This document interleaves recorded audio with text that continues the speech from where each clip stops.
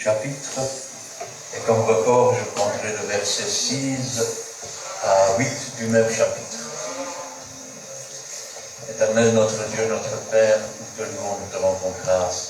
Béni sois-tu et gloire à toi. Ta parole est la vérité, elle est la vie. Qu'elle ne retourne pas à toi sans avoir fait ta volonté. Et que toute la gloire t'en revienne. Amen. Puis je vis un des 7 anges qui tenait les 7 coupes remplies des 7 derniers fléaux. Il m'adressa la parole en disant, viens, je te montrerai l'épouse, la femme de l'agneau. Il me transporta en esprit sur une grande et haute montagne. Il me montra la ville sainte, Jérusalem, qui descendait du ciel d'auprès de Dieu, ayant la gloire de Dieu. Son éclat était semblable à celui d'une pierre très précieuse, d'une pierre de jaspe transparente comme du cristal.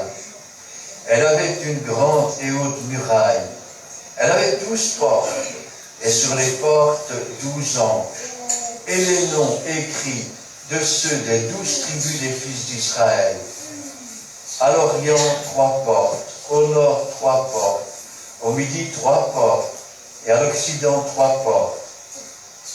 La muraille de la ville avait 12 fondements, et sur eux, les 12 noms des 12 apôtres de l'agneau. Celui qui me parlait avait pour mesure un roseau d'or, afin de mesurer la ville, ses portes et sa muraille. La ville avait la forme d'un carré, et sa longueur était égale à sa largeur. Il mesura la ville avec le roseau, et trouva 12 000 stades. La longueur et la largeur et la hauteur étaient égales. Il mesura la muraille et trouva 144 coudées, mesure d'homme, qui était celle de l'ange. La muraille était construite en jaspe, et la ville était d'or pur, semblable à du verre pur. Les fondements de la muraille de la ville étaient ornés de pierres précieuses de toute espèce. Le premier fondement était de jaspe, le second de saphir, le troisième de cassédioine, le quatrième d'émeraude, le cinquième de sardonyx, le sixième de sardoine, le septième de chrysolite, le huitième de béryl, le 9e de topaze, le 10e de chrysopase, le 11e d'hyacinthe, le 12e d'améthyste. Les 12 portes étaient 12 perles, chaque porte était d'une seule perle. La place de la ville était d'or pur, comme du verre transparent. Je ne vis point de temple dans la ville, car le Seigneur Dieu Tout-Puissant est son temple, ainsi que l'agneau. La ville n'a besoin ni du soleil, ni de la lune pour l'éclairer, car la gloire de Dieu éclaire, et l'agneau est son flambeau. Les nations marcheront à sa lumière, et les rois de la terre y apporteront leur gloire. Ses portes ne se fermeront point le jour, car il n'y aura point de nuit. On y apportera la gloire et l'honneur des nations. Il n'entrera chez elle rien de souillé, ni personne qui se livre à l'abomination et au mensonge. Il n'entrera que ceux qui sont écrits dans le livre de vie de l'agneau. Amen. Amen. Alors, aujourd'hui, j'aimerais bien être, en quelque sorte, votre agent immobilier. Un agent immobilier, c'est quoi? C'est quelqu'un qui présente un bien. Il est vrai que dans le monde, on achète des maisons. Alors, avant d'acheter une maison, ou de la construire, pourquoi pas, la première chose, c'est de s'asseoir et de voir si l'on a de quoi construire. Parce que si l'on commence à construire et qu'ensuite on n'a pas de quoi, qu'est-ce qui se passe? Les gens se moquent de vous. Dans la vie avec Christ, c'est la même chose. Vous savez, quand on veut construire sa vie sur le Seigneur, Mais il faut d'abord s'asseoir et voir si on a de quoi construire. Si on construit avec Jésus, alors il n'y a pas de problème. Vous savez, quand on construit, il y a des gens qui construisent sur le sable. Ce sont des insensés. Le sable, c'est aussi l'image du désert que ce monde. On ne peut pas construire sur ce monde, on ne peut pas se fier à ce monde, en quoi que ce soit. Quand on construit une maison, il faut creuser.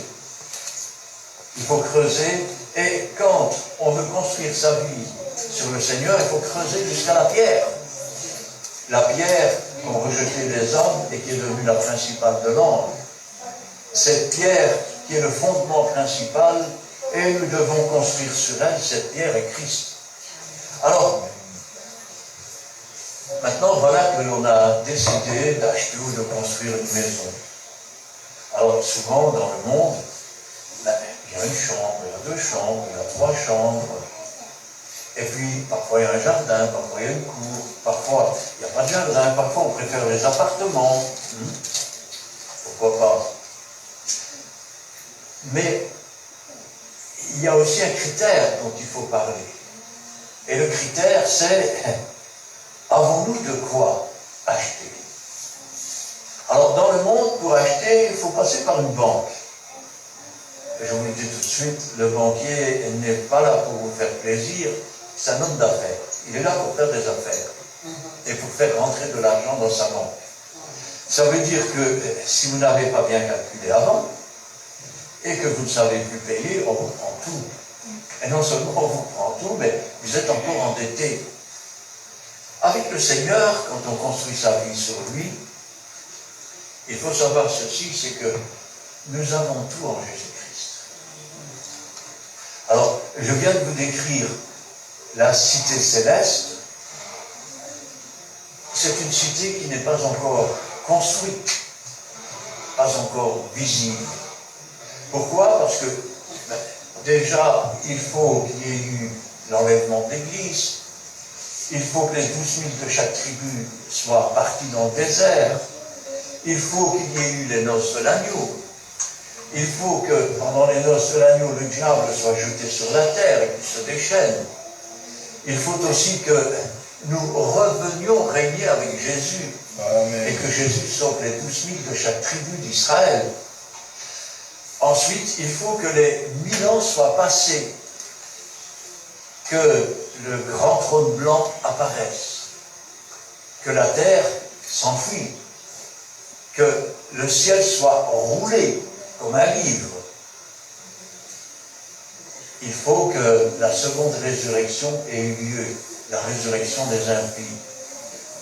Et que tous ceux qui ne sont pas trouvés dans le livre de vie soient jetés dans les champs ardents de feu.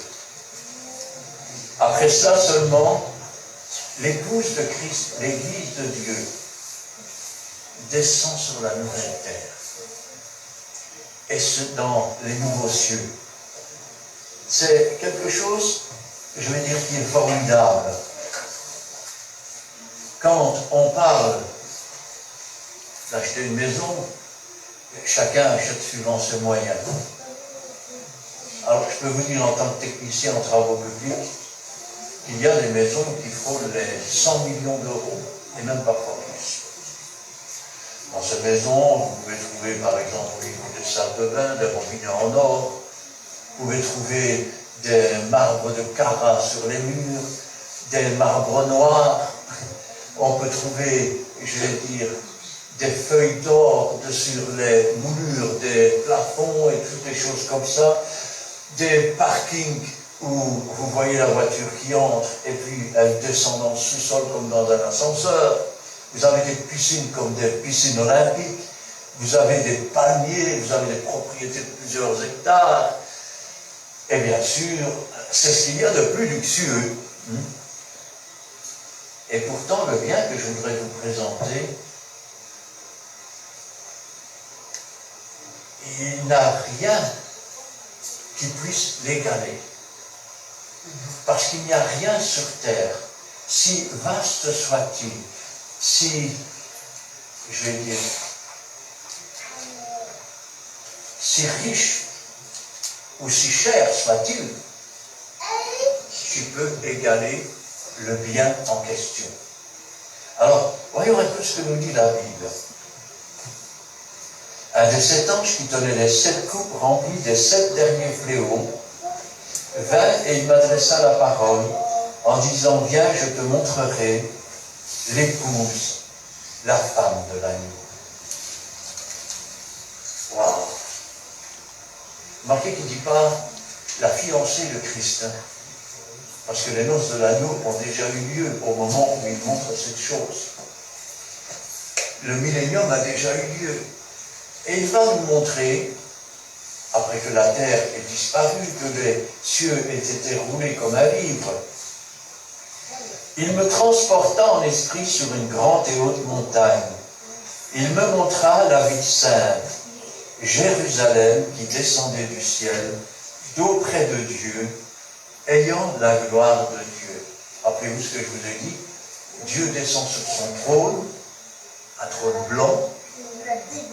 Le jugement des derniers morts a été fait, la terre a disparu, et nous descendons avec Dieu, avec Jésus. L'épouse descend, et elle descend vers un lieu que Dieu a préparé. Son éclat est semblable à celui d'une pierre précieuse, d'une pierre de jaspe transparente. Alors, je ne vais pas passer mon temps à vous donner les couleurs des pierres, pour quelle raison? Mais parce que déjà rien que la pierre de jaspe, elle peut être tantôt, je vais dire, presque brune, tantôt presque rouge, tantôt presque verte. Alors, comme nous n'avons pas, je vais dire, et que je ne peux pas vous montrer exactement la couleur que Jean a vue, je ne peux vous dire que le type de pierre que c'est. Alors, c'est de la pierre de jaspe. Ce que je dis, c'est que quand nous serons ressuscités, nous serons dans des corps glorifiés, nous serons comme des anges. Et quand nous descendrons sur cette nouvelle terre, nous ressemblerons à une pierre précieuse. Et quand je dis précieuse, c'est très précieuse. Un peu comme du cristal. Vous savez, le cristal, il a le désavantage ou l'avantage d'être transparent. Ça veut dire quoi? Ça veut dire que quand vous le regardez, vous voyez au travers.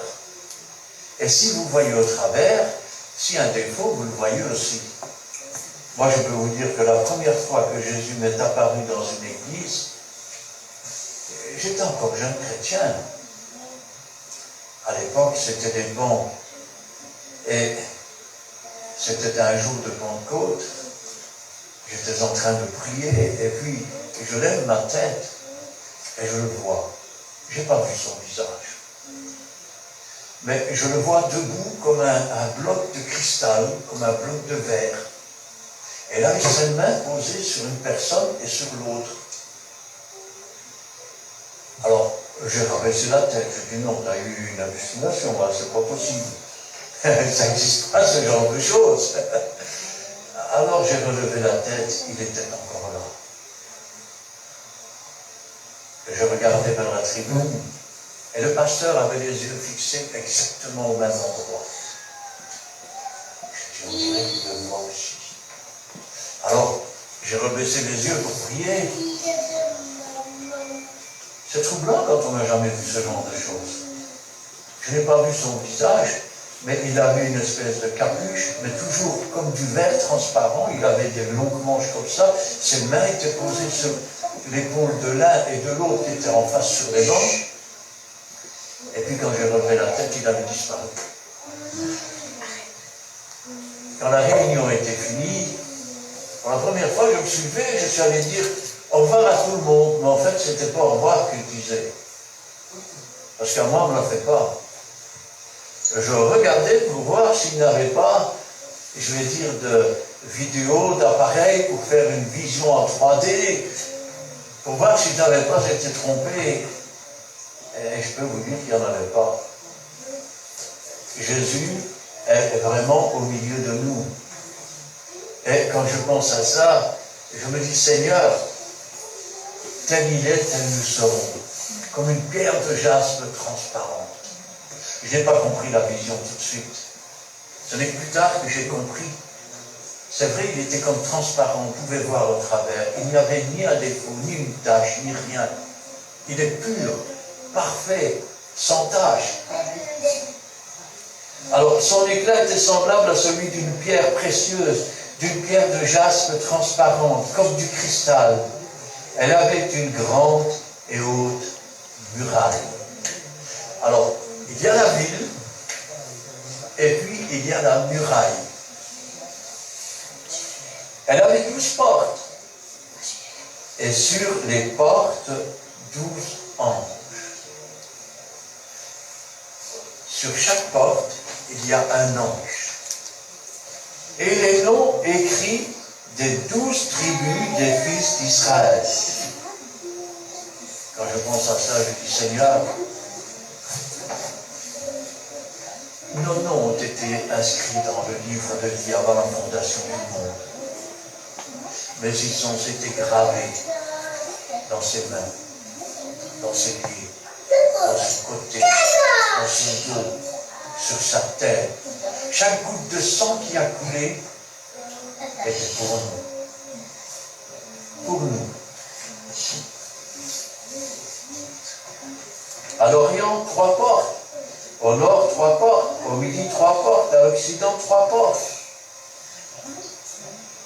La muraille de la ville avait 12 fondements.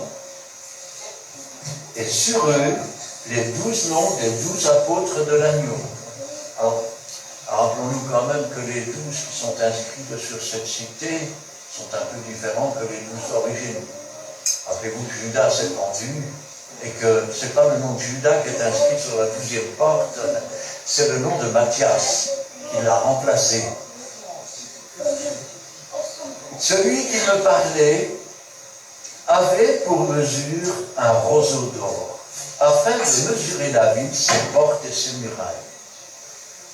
Dieu a donné un roseau d'or afin que nous ayons une petite idée de cette ville, afin que nous puissions en comprendre plus ou moins, je dis bien plus ou moins, parce que le bien que je vous présente est au-delà de tout ce que nous pouvons penser, de tout ce que nous pouvons imaginer. Il n'existe rien sur la terre comme cela. C'est sans doute, s'il existait sur terre, il ne pourrait être acheté même par le plus riche des plus riches, et même si tous les riches se mettaient ensemble, ils ne pourraient pas acheter une cité pareille. Parce que il n'y aurait pas assez de milliards et de milliards et de milliards de milliards.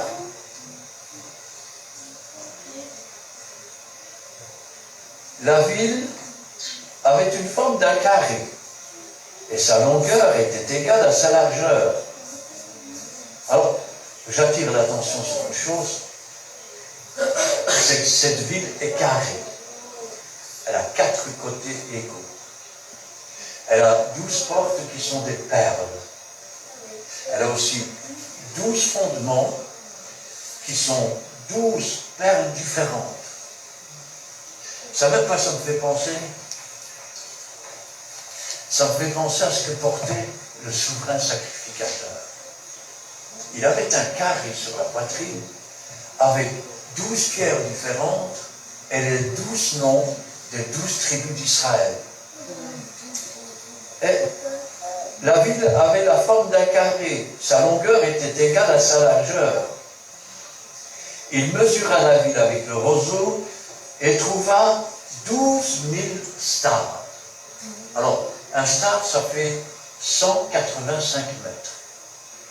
Et il y avait 12 000 fois 185 mètres, soit 2 220 000 mètres.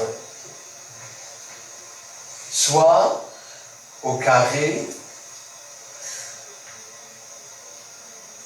4 928 400 km². Ça, c'est la dimension de la cité. 4 928 400 km². Pour vous donner une idée, la Belgique fait environ 30 500 km². Ça veut dire qu'on pourrait mettre 161 fois et demi et même 6 fois la Belgique dans cette cité. On ne parle pas d'une petite cité comme les cités que nous avons dans nos villes où il y a 200, 300 maisons. On nous parle de quelque chose qui est plus de 160 fois la Belgique. Ça correspond à peu près à la moitié de tous les pays d'Europe d'aujourd'hui. Ça, c'est la cité. Elle avait la forme d'un carré, sa longueur était égale à sa largeur. Il mesura la ville avec le roseau et trouva 12 000 stades. La longueur et la largeur et la hauteur en étaient égales. Ce qui veut dire qu'elle a une hauteur de 2220 km. Je ne pense pas qu'on ait déjà construit quoi que ce soit d'une hauteur pareille. Alors, il mesura la muraille et trouva 144 coudées. La coudée fait 55 cm, ce qui nous fait 79,20 m pour le mur extérieur.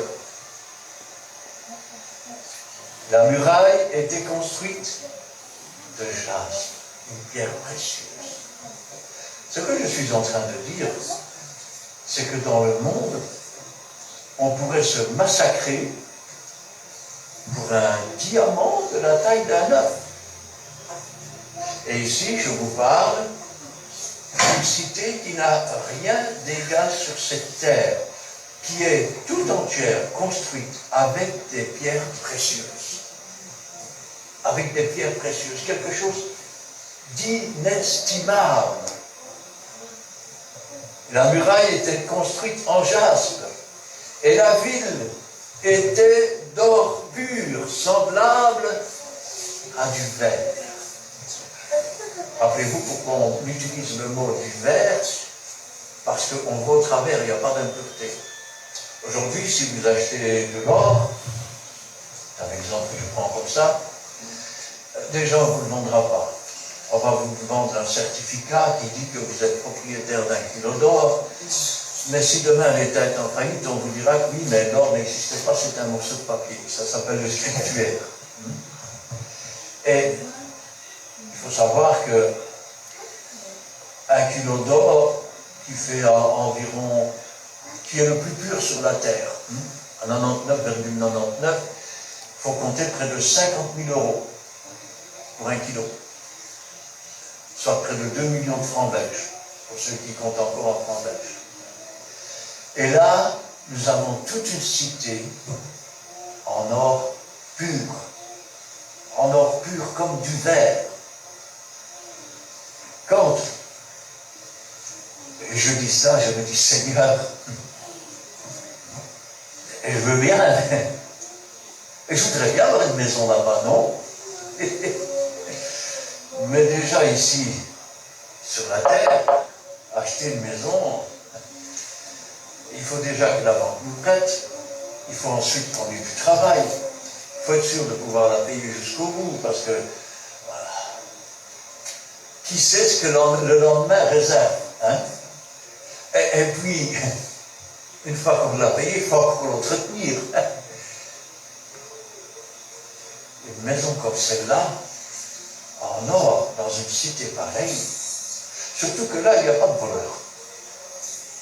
Il n'y a pas de jaloux. On ne vient pas faire promener son chien pour qu'il fasse caca devant votre porte. Non, ça n'existe pas. Et puis, il n'y a pas de gens qui viennent jeter des poubelles devant votre porte non plus. Ça n'existe pas. C'est une cité où il nous serait impossible d'acheter même un petit coin d'un mètre carré, parce que toute une vie de travail ne suffirait pas. Même si on ne mange plus, même si on ne dépense plus rien. Et pourtant, cette habitation, Dieu veut nous la donner. Dieu veut nous le donner. Le prix en a été payé. Il a été payé. Pas par nous. Parce que nous, tout ce que nous avions mérité, c'est de descendre dans le séjour des morts. Mais il a été payé par Jésus-Christ, le Fils de Dieu. Par Dieu qui a donné. Parce que si Dieu n'avait pas donné, il n'y aurait rien. Par ce sang qui a été versé, nous avons été adoptés. Étant adoptés par Dieu, nous sommes devenus, c'est ce que la parole de Dieu nous a donné le pouvoir de devenir des enfants de Dieu. Et donc, nous sommes co-héritiers avec Jésus-Christ de toutes les promesses. Et ceci, c'est une promesse. Une ville où il n'y a plus ni deuil, ni souffrance, ni douleur, où Dieu essuie les larmes des yeux, où tout est merveille. Une ville qu'on ne peut comparer à rien du tout. Avons-nous, avant de construire notre vie sur Jésus, avons-nous considéré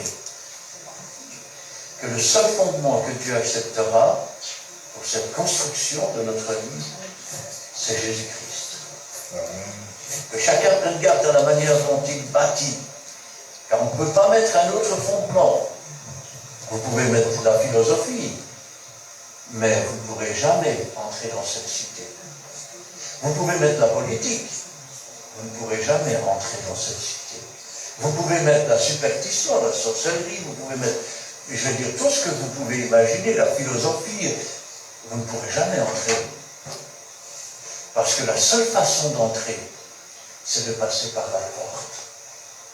Et la porte des brebis, c'est Jésus. Amen. C'est lui qui a payé le prix. C'est lui qui a fait de nous des disciples. Le mot disciple signifie étudiant. Ça veut dire que toute notre vie, nous allons apprendre et apprendre et apprendre. Et quand nous croirons que nous connaissons tout, c'est alors que nous découvrirons que nous sommes encore ignorants. Parce que quand tu dis je suis riche et j'ai besoin de rien, c'est alors qu'on est nu, misérable et aveugle. Quand nous penserons que nous sommes forts, c'est alors que nous monterons dans l'orgueil et que nous deviendrons faibles. Mais c'est quand nous sommes faibles et que nous élevons les mains vers Dieu que nous devenons forts. Amen. Vous savez, quand on lit l'Ancien Testament, on le voit. La vie du peuple d'Israël, elle a été écrite, pourquoi? Pour nous servir d'exemple. Israël marche avec Dieu. Et Israël devient vainqueur sur tous ses ennemis. Et tous ceux qui l'attaquent perdent la bataille. Israël se sent tellement fort et tellement bien que petit à petit il oublie son Dieu. Et petit à petit il se détourne de Dieu. Et c'est alors que son ennemi l'attaque. C'est alors qu'il devient pauvre. C'est alors qu'il devient misérable. C'est alors qu'il entre dans la frayeur. C'est alors qu'il perd contre ses ennemis. Et dans sa détresse, c'est alors qu'il crie à l'Éternel. Et c'est alors qu'il se tourne vers l'Éternel et que Dieu le délivre de ses tourments. C'est la vie d'Israël. Israël qui était passé au travers de la mer Rouge, au travers de la colonne de nuée, mais qui n'était pas passé au travers de la colonne de feu.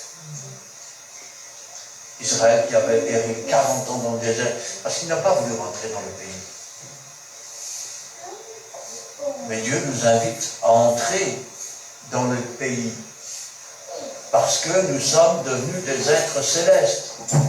Et nous devons entrer dans les lieux célestes et dépouiller tous ces populations qui habitent et qui commettent de telles choses, comme décrit dans le pays où Israël devait entrer. Vous voulez que je vous dise, ce sont les esprits méchants qui commettent l'homosexualité, le crime, le viol, le parjure, et tout ce qu'on peut imaginer, la violence. Et Dieu nous a choisis pour entrer dans ces lieux célestes, pour marcher sur les serpents et sur les scorpions.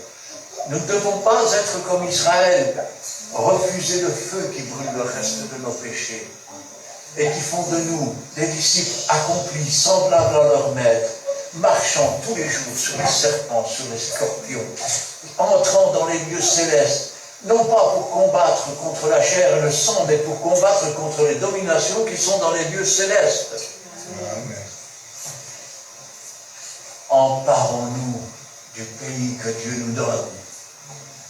Emparons-nous des promesses que Dieu nous donne. Parce qu'un jour, cette cité, Dieu va nous faire entrer à l'intérieur. C'est la promesse de Dieu, c'est la promesse de Jésus. Il a dit, il y a plusieurs demeures dans la maison de mon Père. Si cela n'était pas, je ne vous dirais pas. Je vais vous préparer une place. Et lorsque je vous aurai préparé une place, je reviendrai, je vous prendrai avec moi. Parce que là où je suis, je veux que vous y soyez. Et la maison que Dieu nous a préparée, elle est sur une nouvelle terre. Une cité glorieuse comme il n'en a jamais existé dans le monde depuis que la terre a été créée. Une cité où tout est gloire, tout est félicité, où Dieu lui-même habite avec nous, où Jésus-Christ est le flambeau, la lumière de la cité, où nous sommes comme les anges de Dieu, où tout ce que nous avons pu connaître, la fatigue, l'épuisement, le chagrin, la peine, la maladie, tout a disparu. Voici, dit Dieu, je fais toutes choses nouvelles. Et la Bible nous dit, la muraille était construite de jaspe et la ville était d'or pur, semblable à du verre pur. Vous savez, la première fois que j'ai lu ça, j'étais un tout jeune chrétien. Et j'étais tout feu, tout flamme. Et je me souviens qu'après avoir lu ça, j'étais au bord des larmes. Et je dis, Seigneur, fais seulement de moi un des petits pavés dans ta cité d'or. Pour que quand les saints y passent sur moi, ils déposent leur poussière et que j'en sois enrichi. Nous n'avons rien mérité, nous ne mériterons jamais rien. Mais Dieu nous donne cet endroit. Un endroit qu'on ne peut même pas décrire avec force. Vous savez, je me souviens, ma petite fille venait souvent chez nous et elle était encore petite. Et un jour, parce qu'avant de dormir, elle voulait que je lui raconte des histoires. Alors je lui parlais toujours des histoires de Jésus, de la Bible. Et ce jour-là, je lui racontais le livre de l'Apocalypse. Du début jusqu'à la fin. J'attendais qu'elle dorme, mais elle ne dormait pas. Et puis quand on est arrivé à cette cité, je me rappellerai toujours les larmes coulaient de ses yeux. Elle qui avait à peine 5 ans. Je lui ai dit, tu pleures, ma chérie? Elle m'a dit, c'est tellement beau, papy. C'est tellement beau. C'est tellement grand. Et quand je pense à ça, je dis, Seigneur, donne-nous dans nos esprits d'avoir seulement une représentation de ces choses.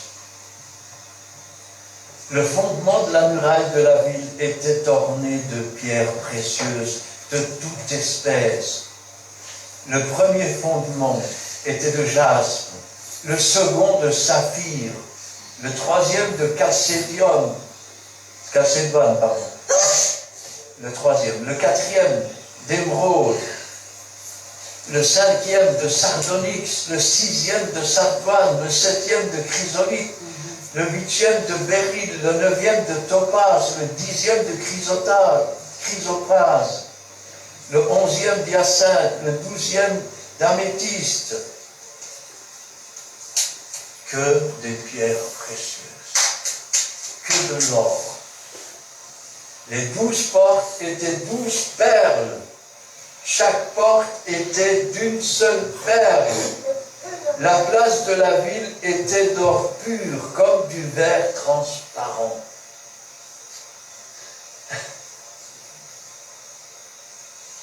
Je pourrais le décrire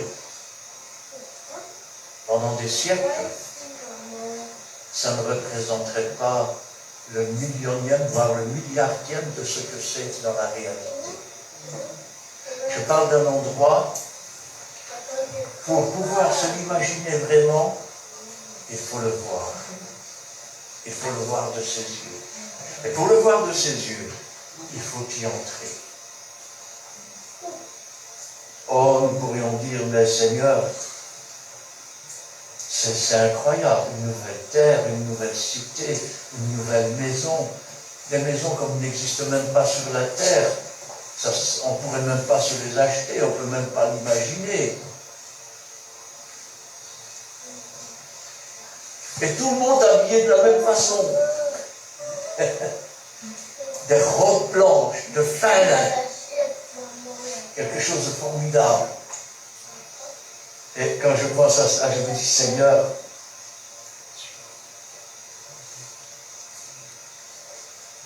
je ne vis point de temple. Je n'ai pas vu de temple. Ça semble bizarre. Pas de temple chez Dieu. Car le Seigneur Dieu Tout-Puissant est son temple. Dieu Tout-Puissant est le temple. Et l'agneau, ils sont le temple. Jésus est l'arche de l'alliance qui apparaîtra dans le ciel. Dieu est le temple. Et quand je pense à ça, je me dis, Seigneur, c'est quelque chose de formidable. Aujourd'hui, souvent, on parle d'un temple, on parle d'un bâtiment. Alors, moi je vais au temple là-bas, moi je vais au temple là-bas. Mais tout disciple accompli est semblable à son maître. Voilà une parole qui semble étrange. Dieu est son temple, et l'agneau est son temple. Et j'ai envie de dire, et Dieu nous invite à être quoi? Dieu est le temple, Jésus est le temple, et Dieu nous invite à être le temple. Amen. Le temple, l'habitation de Dieu en esprit. Amen. Car rappelez-vous, toutes ces promesses qui sont là, il y a une condition. La condition, elle est dans la Bible. Et si l'esprit de celui qui a ressuscité Jésus-Christ d'entre les morts, par son esprit, habite en vous, celui qui a ressuscité Jésus-Christ d'entre les morts par son esprit, rendra aussi la vie à vos corps mortels par ce même esprit.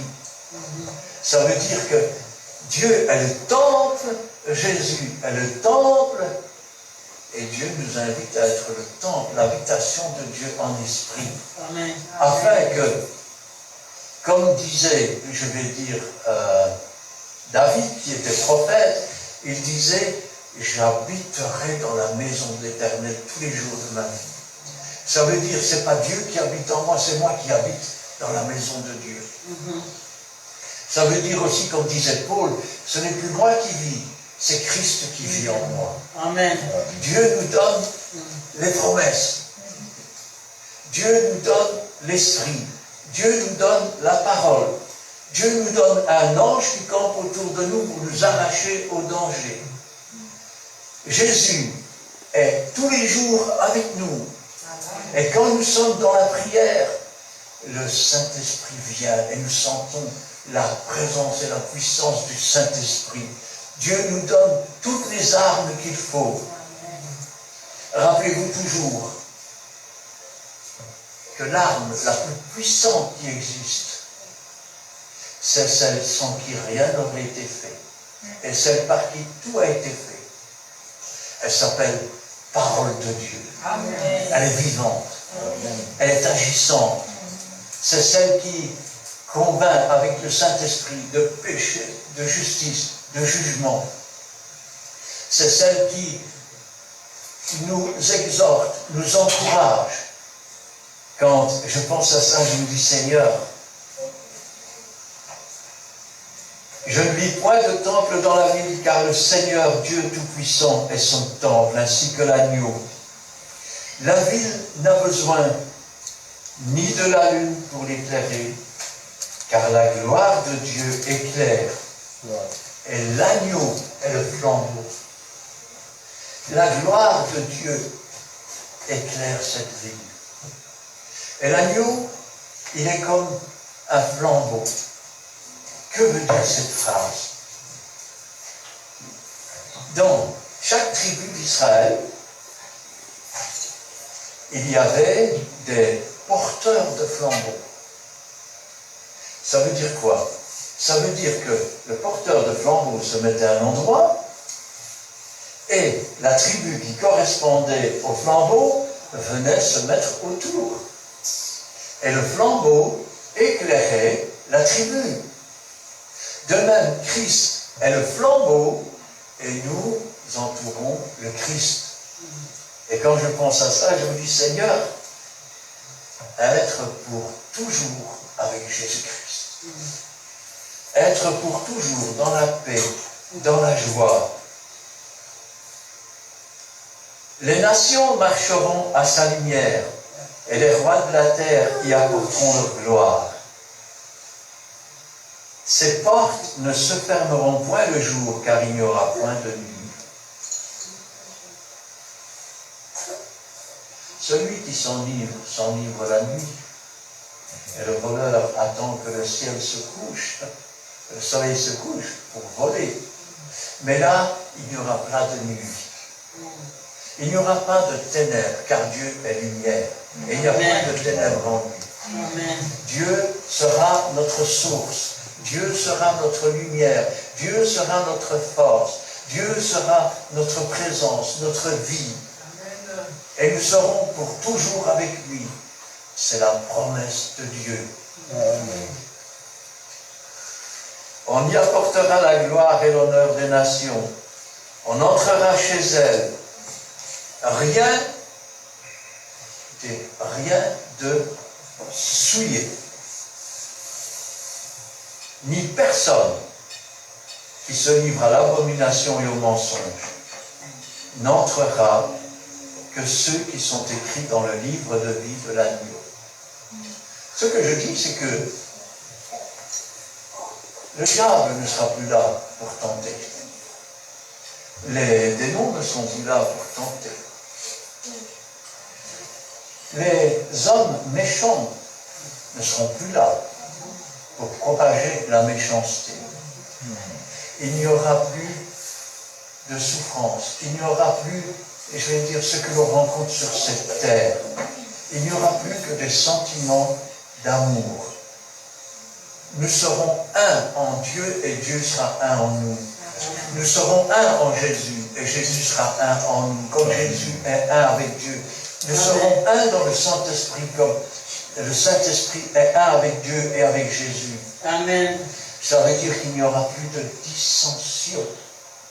Ça veut dire qu'il n'y aura plus, je vais dire, de fracture entre les pensées de l'un et de l'autre. Je vais même aller plus loin. Là, nous connaîtrons comme nous avons été connus. Parce qu'ici, nous connaissons en partie, nous prophétisons en partie. Tenez, l'une des forces de l'entrée dans les lieux célestes, et que parfois on ignore ou on n'en parle pas, regardez un peu la transfiguration de Jésus sur la montagne. Soudain, Jésus s'est transfiguré. En fait, on peut dire, il est passé de l'état terrestre, lui qui était parfaitement Dieu mais parfaitement homme, à l'état céleste. Et deux hommes apparaissent. Et regardez ce que disent les apôtres. Moïse et Élie s'entretenaient avec lui. Personne ne leur a dit que c'était Moïse, personne ne leur a dit que c'était Élie. Quand nous serons dans cette cité, j'ai une très mauvaise mémoire des noms. Ça veut dire qu'il me faut plusieurs mois, voire parfois des années, pour moi me rappeler le nom de quelqu'un. J'ai bien le visage ici, mais je n'ai pas le nom. Heureusement que Dieu est là pour me rappeler sa parole, parce que sinon, voilà. Ma femme, elle dit toujours que j'ai une petite tête. Alors, c'est elle qui a la grosse tête pour penser à tout, et moi, je dis les premiers. Mais, quand nous entrerons là-bas, nous n'aurons pas besoin de demander le nom de la personne que nous croisons. Parce que ce nom nous sera donné à l'heure même et nous le connaîtrons. Et puis, nous connaîtrons l'amour de Dieu comme il nous a connus. Parce que nous ne nous connaissons pas nous-mêmes. Nous nous connaissons qu'en partie. Et parfois, il y a des parties que l'on veut effacer. Il y a des parties comme en dessous de la couverture. Rappelons-nous que le bien que je vous présente ici, ce n'est pas un bien terrestre. C'est un bien divin. C'est un bien, je vais dire, qui est tout à la fois matériel dans la vision, mais qui est surtout spirituel. Spirituel.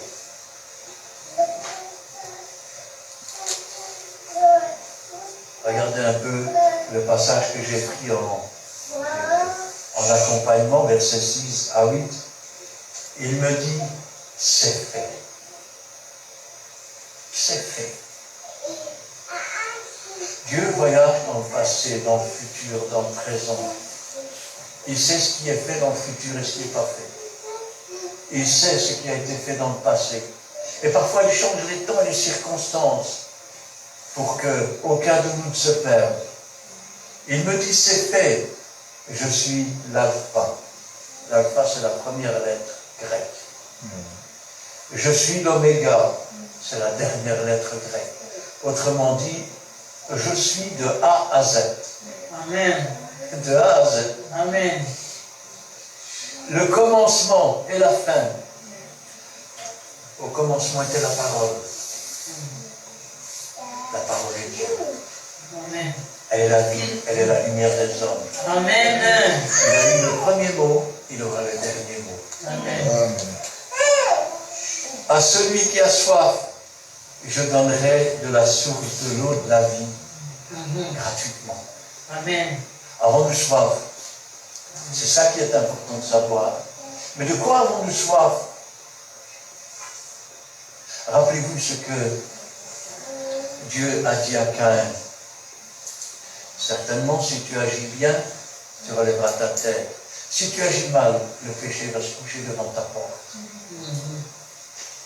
Je donnerai la source de l'eau de vie gratuitement.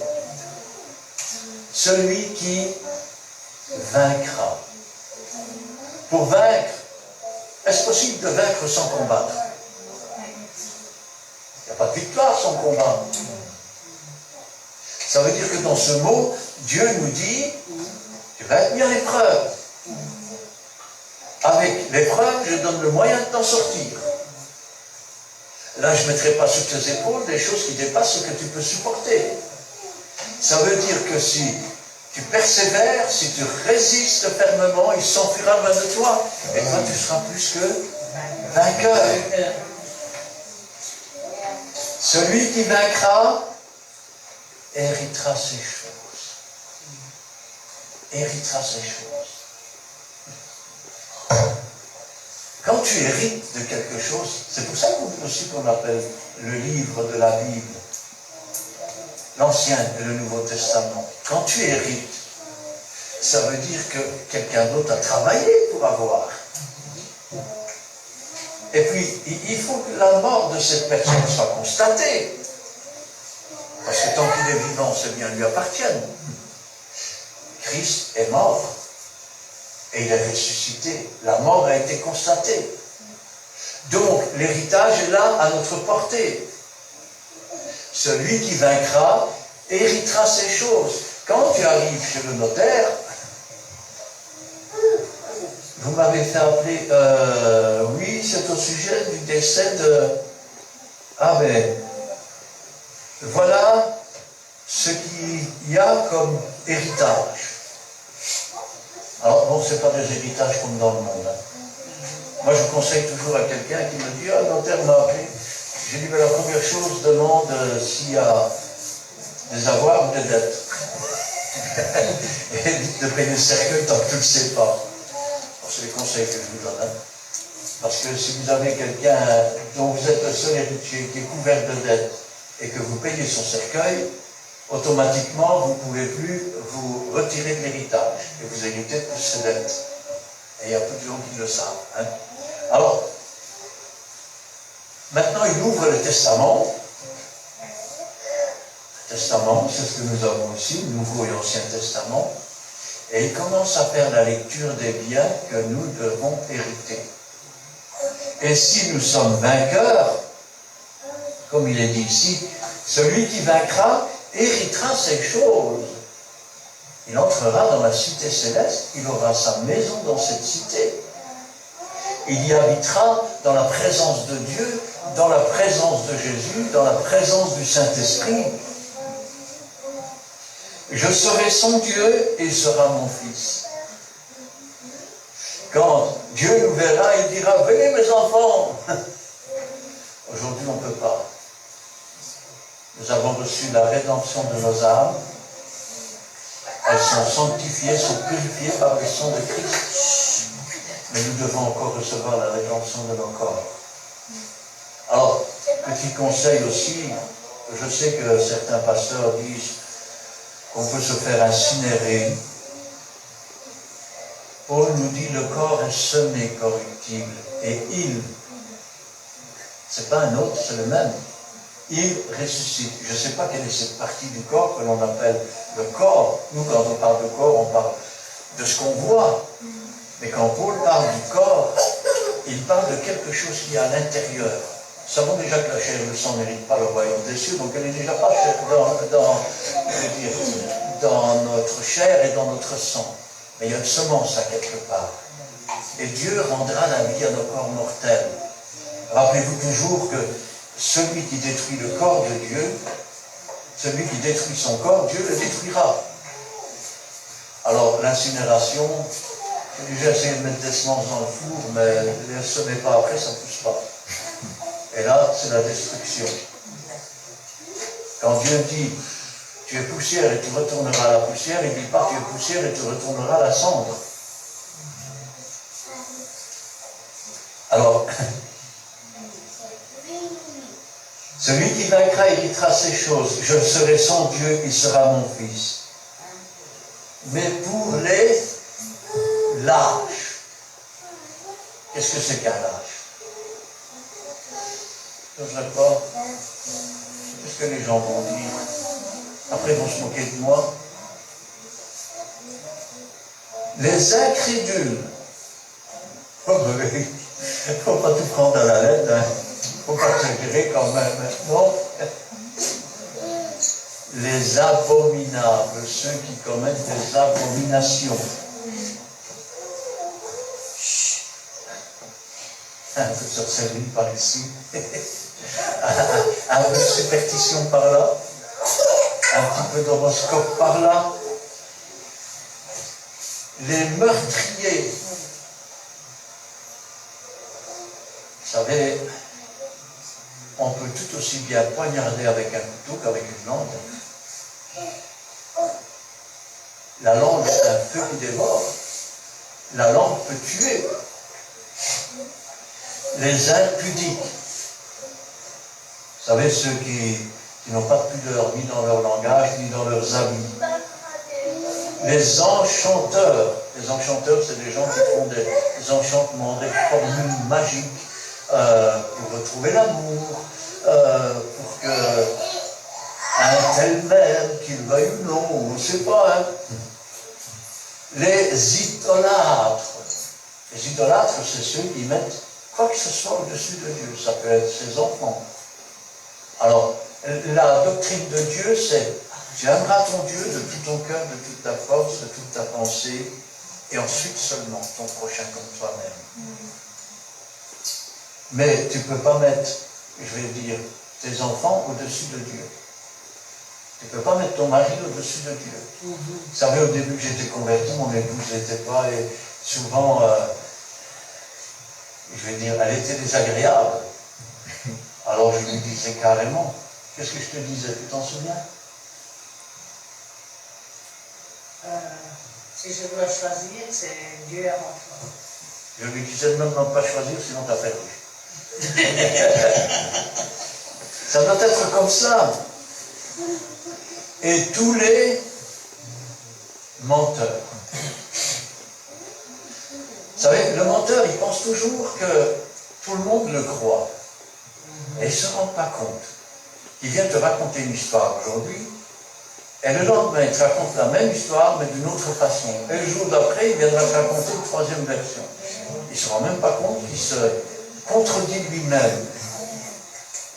Alors, leur part de cela, elle sera où? Dans la cité merveilleuse?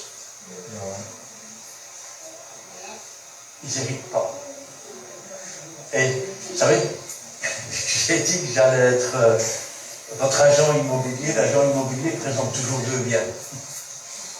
Ben oui, il y en a un qui ne convient pas, peut-être que l'autre il convient, non? Alors, le deuxième bien, c'est quoi? Ben, il sera dans les temps ardents de feu et de soufre, qui est la seconde mort, la séparation de la lumière pour les temps et pour l'éternité. Il y a un beau cantique qui dit « Choisis la vie et non la mort ». Je vous ai présenté, je vais dire, le bien que Dieu veut nous offrir gratuitement. Je vous ai présenté les conditions. Maintenant, je vous présente quel est le résultat du refus. Et j'aimerais terminer, parce qu'on n'est pas des méthodistes, donc on n'est pas obligé de terminer toujours de la même façon. J'aimerais terminer avec un cantique. Un cantique que j'ai regardé ce matin et qui peut-être peut vous parler. C'est un cantique qui s'appelle « Par ce chemin solitaire ». Par ce chemin solitaire, voyageurs, où courez-vous vers une nouvelle terre que Dieu prépara pour nous, par-delà plaines et cimes, vers ces demeures sublimes, vers ces demeures sublimes, amis, venez avec nous, vers ces demeures sublimes, amis, venez avec nous, dans cette terre nouvelle, voyageurs, qu'espérez-vous? Une couronne immortelle, que Christ mérita pour nous, là toujours en sa présence, plus de larmes de souffrance, plus de larmes et de souffrance, amis, venez avec nous, plus de larmes et de souffrance, amis, venez avec nous, bien faible est votre protège. Quel danger affrontez-vous? Le Tout-Puissant nous protège et son ange est avec nous. L'Éternel est notre égide. Nous avons Jésus pour guide. Nous avons Jésus pour guide. Amis, venez avec nous. Nous avons Jésus pour guide. Amis, venez avec nous. Trouverons-nous de la place? Ce bonheur est-il pour nous? Venez en ce jour de grâce, le ciel est ouvert pour tous, à la source de la vie. Dieu lui-même vous convie. Dieu lui-même vous convie.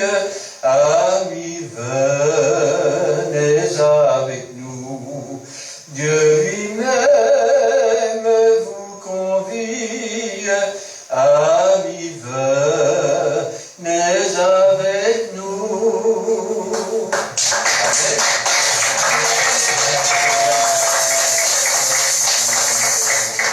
Béni sois-tu, gloire à toi. Tes promesses sont oui et amen.